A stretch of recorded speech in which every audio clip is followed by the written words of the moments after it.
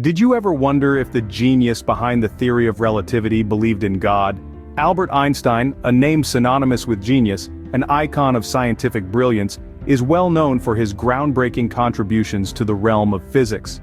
His theory of relativity revolutionized our understanding of time, space, and gravity. But beyond the equations and scientific papers, Einstein was a man of profound thought and philosophical introspection. One of the less explored facets of his life is his faith, a subject that often takes a back seat to his scientific accomplishments. Did he believe in God? And if so, what was his concept of the divine? Einstein's faith was not tied to any established church or conventional religious belief. Instead, it was a unique interpretation of divinity, deeply intertwined with his scientific worldview. Journey with us now, as we delve into the enigma that is Albert Einstein's faith. Our story begins in Munich, Germany, where a young Albert Einstein was born. Nestled into a non-observant Ashkenazi Jewish family, young Einstein was introduced to a world that was not strictly adherent to religious dogmas, a world that embraced the secular over the sacred. However, even in this environment, Einstein experienced a brief period of religious fervor during his childhood.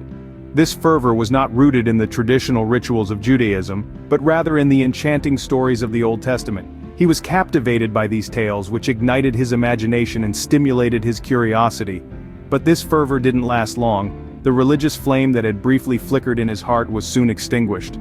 What doused this flame was a compass. At the tender age of 5, Einstein's father gifted him a compass. This seemingly innocuous object sparked a profound fascination in young Einstein. He was intrigued by the invisible forces that guided the compass needle, a fascination that would lay the foundation for his future scientific endeavors. As he grew older, Einstein began to question the religious teachings he had briefly embraced. His inquisitive mind could not reconcile the miracles of the Bible with the laws of science. This skepticism led him to the writings of freethinkers and philosophers, whose ideas challenged the conventional religious beliefs of the time. Among these freethinkers, he found solace in the ideas of Baruch Spinoza, a 17th century philosopher. Spinoza's pantheistic views, which equated God with the universe and its laws, resonated with Einstein. He found in Spinoza's philosophy a God that was not a personal deity, but rather a divine principle, inherent in the laws of nature. Einstein's early exposure to science and free thinking had a profound impact on him. It shaped his worldview and influenced his understanding of God. His scientific pursuits and philosophical explorations began to inform his concept of the divine, a concept that was far removed from the anthropomorphic God of traditional religions. While still a boy, Einstein's views on faith would start to take shape, influenced by his scientific pursuits. Science, a beacon of truth and understanding, would play a pivotal role in shaping Einstein's beliefs. As a young man, Albert Einstein found himself captivated by the world of science. This was a realm where questions were not only encouraged but necessary, a stark contrast to the rigid doctrines of the faith in which he was raised. Einstein's scientific awakening in his teens was a journey of discovery, a journey that led him to question the teachings of the faith he was born into. Einstein found himself drawn to the natural world, to the laws that govern the universe. He was fascinated by the predictability of these laws, the way they worked without fail, without divine intervention. This led him to question the traditional concept of God. A God who intervened in human affairs, who rewarded the good and punished the bad. For Einstein, this idea didn't align with the world he observed through the lens of science. In the midst of his questioning, Einstein began to gravitate towards a more deistic approach to belief. Deism, a belief system that acknowledges a creator but denies divine intervention in the universe, seemed to resonate with Einstein. It offered a middle ground, a way to reconcile his scientific observations with his innate sense of spirituality. Einstein's scientific awakening was not a rejection of faith, but rather a redefinition. He began to see God not as a personal deity who intervened in human affairs, but as a creator who set the laws of the universe in motion. He saw God in the elegant equations of physics, in the predictable orbits of planets, in the fundamental laws that govern the universe. This was a significant shift in Einstein's belief system, a shift that would continue to evolve throughout his life. It marked the beginning of his journey towards a unique understanding of God, one that was deeply intertwined with his scientific pursuits. Einstein was beginning to see a different kind of God, one that didn't interfere in human affairs but set the laws of the universe in motion. Einstein once said, "I believe in Spinoza's God." But what exactly did he mean by this? This statement sets us off on a journey to the 17th century, to the philosophy of Baruch Spinoza, a Dutch philosopher of Sephardi Portuguese origin. Spinoza proposed a pantheistic view of God. In this perspective, God is everything and everything is God. There's no separating the creator from the creation. Every star in the cosmos, every grain of sand on the beach, every thought that crosses your mind, all of it, according to Spinoza, is an aspect of God. Now this might sound abstract, and it is, but it's also quite simple.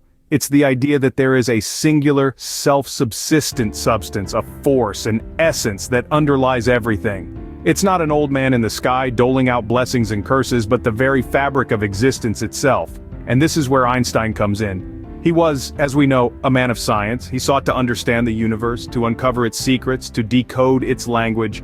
And the more he looked, the more he saw the harmony, the balance, the elegance. He saw a universe that operated according to laws that were consistent and universal. For Einstein, this was Spinoza's God. This harmony, this order, this unity. The way the cosmos spun in perfect sync, the way the laws of physics held true across vast distances of space and time. The way everything, from the tiniest particle to the grandest galaxy, fit together in a magnificent cosmic jigsaw puzzle.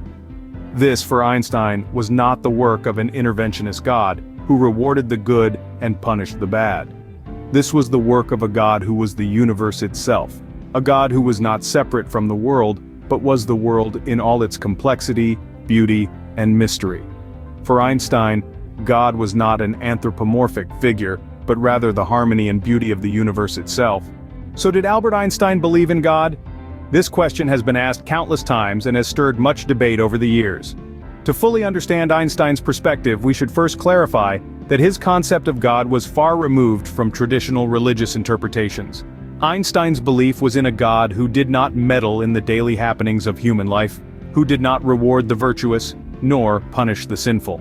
His God was not a divine puppet master pulling the strings of fate, nor an immortal being promising an eternal paradise or threatening an everlasting inferno. He rejected the anthropomorphic deity of the scriptures, the God created in man's image, with human-like emotions and desires. Instead, Einstein found his God in the grandeur and intricacies of the universe, in the laws that govern the cosmos.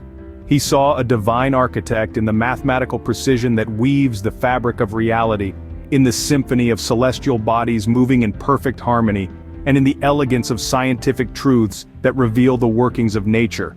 This was a God of order, of rationality, a God who expressed himself in the language of physics and mathematics. However, it's crucial to understand that Einstein's beliefs did not diminish the value of religious sentiments or ethical ideals. Rather, his views encouraged a profound sense of awe and reverence for the universe and its inherent laws, a sentiment which he considered to be the source of all true art and science. In Einstein's own words, the most beautiful and deepest experience a man can have is the sense of the mysterious. It is the underlying principle of religion as well as all serious endeavor in art and science. For him, this sense of the mysterious was the core of his religiosity, a spiritual connection to the universe and its ineffable beauty. In the end, Einstein's God was the harmony of the universe, the elegance of a mathematical formula, the beauty of a scientific truth. His was a belief not in a personal God, but in a God of cosmic order and rational beauty, a belief that, in its own unique way, was as profound and awe-inspiring as any traditional faith. Einstein's unique view of God continues to inspire and provoke thought. Indeed, his perspective on faith and science is as mysterious as the cosmos he so ardently studied. Einstein, unlike many of his contemporaries, saw no conflict between his scientific endeavors and his faith. He believed in a God of nature, a God of order, a God who had designed the intricate laws of the universe. This belief has left a lasting impact on the discourse around science and faith. It has shaped the way we perceive the intersection of these two domains, serving as a beacon for those who find themselves caught in the crossfire of science and religion. Einstein's legacy is not just that of a brilliant physicist, but also of a man who dared to redefine God outside the confines of traditional religious thought. As we continue to marvel at the universe, we are reminded of Einstein's belief in a God not of religion, but of nature and science.